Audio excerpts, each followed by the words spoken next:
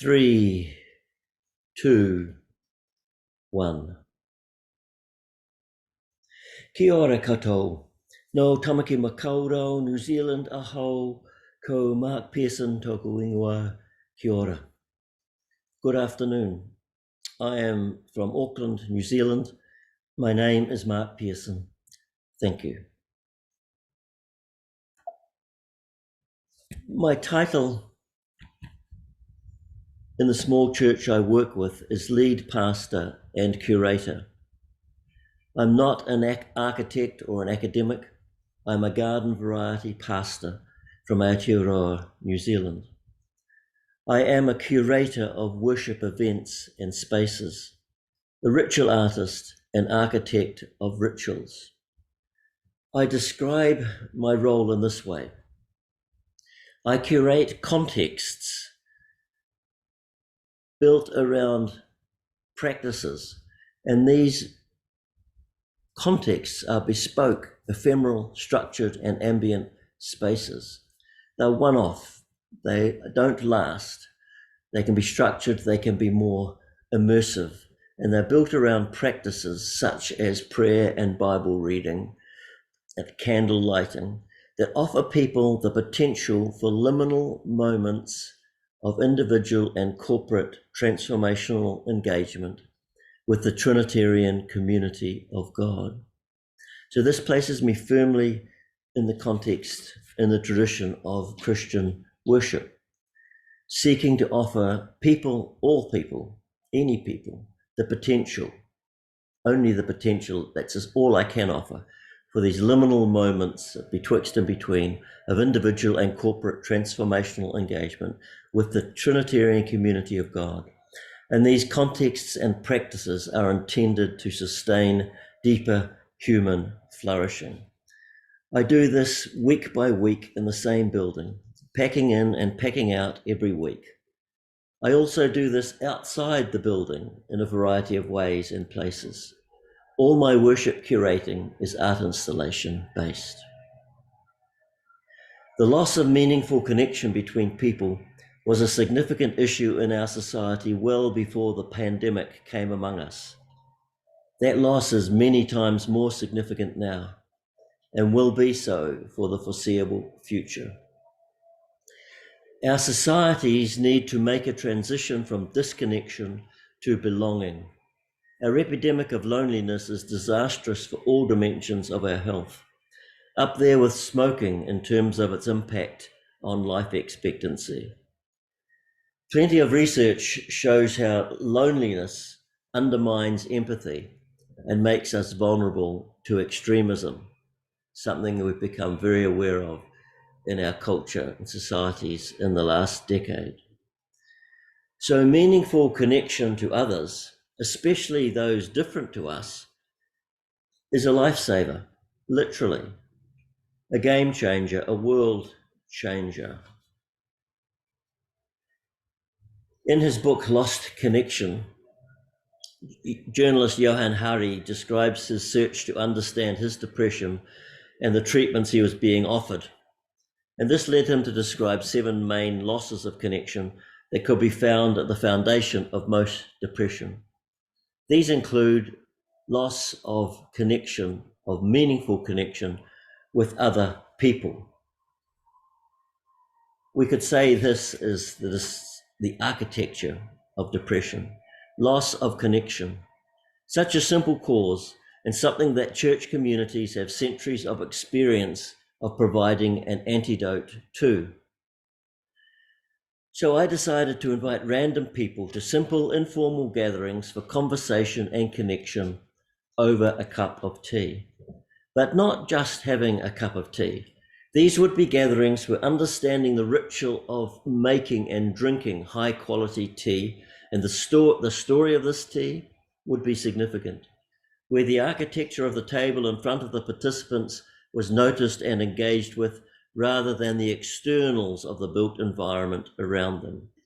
Tea and be, being, relaxing, reflecting, connecting around tea. In 2019, I offered the first T&B sessions at a Christian music and arts festival in New Zealand.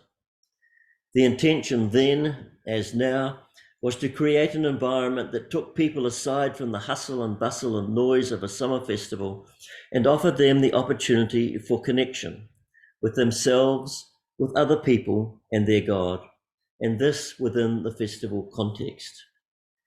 So in January 2019, in a small corner of a huge unlined metal-clad horse and cow sale yard building, we built a space for T&B.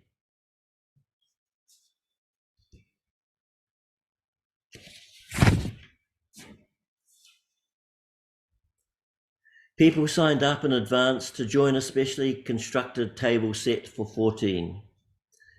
In the week previous, I had all my usual pre-event doubts about whether anyone would turn up. On the first day of festival, most of the 300 places in the 22 sessions planned for the 4-day weekend were taken and waiting lists were established. The table had all the teaware needed for the simple 45-minute tea ceremony and conversations. A Gai Wan Chinese lidded teacup with filter and no handle. A placemat with a description of the teas offered. A pencil for writing and doodling. Some conversation started questions on the placemat suggested to get conversation going, connection going, and a block that had talk on one side and be on the other side. So you could choose whether to engage in conversation or not. Sessions began with an introduction to the history of tea and tea drinking, how to slurp tea properly, an explanation of the teas on offer, the source of the teas, what tea is, the difference between teas, and proper brewing and drinking protocols. Then the karakia or prayer for tea was said. As the cup holds the water, so we hold your presence, O God. As the water draws the flavor, so your spirit draws your life through us. As the tea simply rests to fulfill its purpose, may we be at rest as we drink, and so move closer to being who you made us to be. Amen. And then the Maori translation of that prayer as well. A tea was selected by each guest and brewed, observed, and drunk, using all the senses, being present to oneself, to the tea, to the other, and to God. No milk, no sugar, just high quality New Zealand loose leaf teas grown and processed at the Geelong Tea Estate. Teas with a story that connects us to them. The final 30 minutes of each session were conversation or silence, depending on what you had indicated with your conversation block, talk or be. Virtually everyone chose to talk. At the end of the session, the placemats with their special tea choices, with their stains, with their comments, became a participatory work of art, and the used tea leaves were gathered in a glass vessel as a visible record of the conversations that were participated in and the connections that had been made. T&B was born. Why tea? Okakura Kakuzo said in his late 19th century readings of the Book of Tea, which he read in the salons of New York City high society, tea has not the arrogance of wine, the self-consciousness of coffee, nor the simpering innocence of cocoa. I like to think that tea has humility and is an ideal beverage to commune around even for hardened coffee drinkers. The making of a cup of tea lends itself to a communal ritual with observation and participation in a way that other beverages don't. The drinking of a cup of tea, as well as having many significant health benefits, is less perfunctory and less performance-oriented than consuming coffee has begun. Tea is storied. Its flavor is affected by a multitude of environmental factors in the same way wine is, as well as an equally broad range of factors relating to what and when it is picked, how it is processed, how the tea drinker makes it, and finally how it is drunk. All teas come from the same bush, Camellia sinensis. So the story of how these factors produce one or more than 1,500 different teas adds to the mystery and art of the way of tea, Chinoyu Sado in Japanese. The history of tea drinking in both Japan and China is infused with spiritual and religious meaning that goes back many centuries. The architecture of tea houses reflect this. The growing, processing, and slow contemplative, ritualized making and drinking of tea connect us to each other, to the past, to ourselves, and to God. What about the bee? Contemporary Western culture runs at hyperspeed. Uncertainty about everything we previously took for granted and the future have been heightened by the COVID-19 pandemic, resulting in a pandemic of anxiety, disconnection, and fear of the other. Sen no Rikyu, the father of the Japanese tea ceremony, held the philosophy that every Japanese tea gathering should be treasured because the moment can never be fully recaptured. He developed principles he said must be incorporated into every tea session and its buildings: harmony, respect, purity, and tranquility, values increasingly rare in Western society. While not attempting to follow a formal Japanese tea ceremony or architecture of the spaces housing a T&B ritual, T&B does keep Rikyu's values and those of wabi-sabi, the beauty of imperfect things, in mind. The name T&B combines the key elements of T and B. To have a cup of tea, or a cuppa, the New Zealand and English vernacular, and to be present to ourselves, the other, and to God. To be in the moment, being aware of who you are connecting with, what God might be saying to you. A year later, we again offered T&B sessions and designed a new space within the same large tin shed, directly above the previous location, in fact. We experimented with a few sessions that had no conversation, just drinking tea in silence.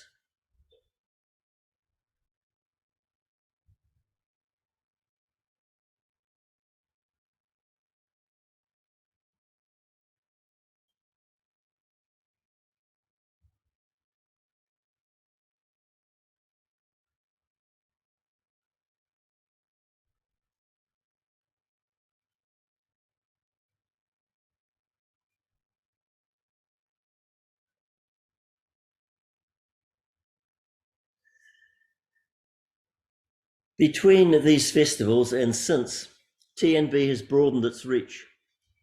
My church has most of its church meetings in T&B contexts like this one. They encourage connections between people and conversation with people not well known to each other around whatever topics the meeting might be considering. Occasionally, we even have scones and cream. We moved from gaiwan to glass teapots. Initially, due to cost factors, I also realized that by sharing a teapot with someone across the table who you most likely don't know, and having to talk with that person about what tea you will share, the connection and conversation starts very naturally. I use only shared glass teapots now. Church services themselves have been curated around T&B concepts. And in a Christian church service, the elements of T&B are framed within the elements of worship. We've used T&B at art installations where the conversation questions were around what the work said to people, and the artist, in this case Ted Liddon-Hatton, made art during the event and spoke about his work. At another art installation,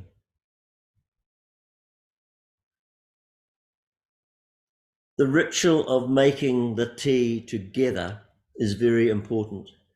T&B isn't just having a cup of tea and a chat. It's making and savouring together, connecting, communing. That's why T&B communion services work for me. In the Christian tradition, communion is a ritual of remembering what Jesus Christ did in his death and coming back to life, particularly around his death and the last meal that he had with his closest followers. T&B communion uses the ritual of tea making and tea drinking as a reminder of that. This liturgy is often offered to people online, one-to-one, and in person. The 17th and 18th century banning of Christianity in Japan saw Christians using the tea ceremony there as the communion service in order not to be further persecuted. T&B in a suitcase is another development, where all the materials needed for a T&B one-on-one are contained inside a suitcase that can be carried to a picnic venue or a festival venue or anywhere out and about. Simple architecture on a suitcase between participants. A suitcase that becomes a table.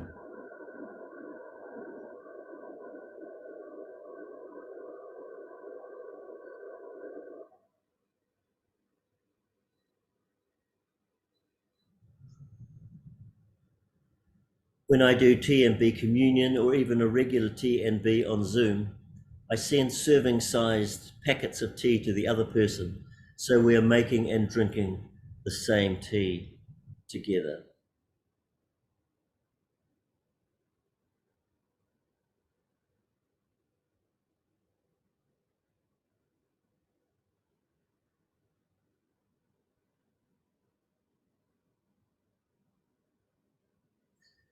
For me, T&B is worship.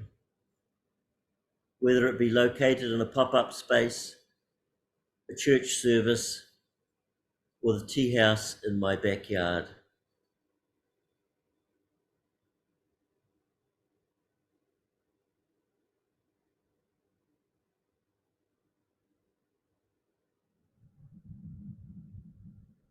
T&B is a context that offers the potential for liminal moments of transformational engagement with other people and the Trinitarian community of God. A time that sustains human connection and human flourishing. New ways of communion in all senses of the word communion. One of the tribes who lived here thousands of years ago, the Munsee, takes its tribal name from a place name that means at the place where stones are gathered. Gathered stones are connected stones. T&B is offered in order to restore, to sustain connection between people. Thank you. I'm going to close with some images of T&B sessions that were offered at the Architecture, Culture, and Spirituality Forum in 2023.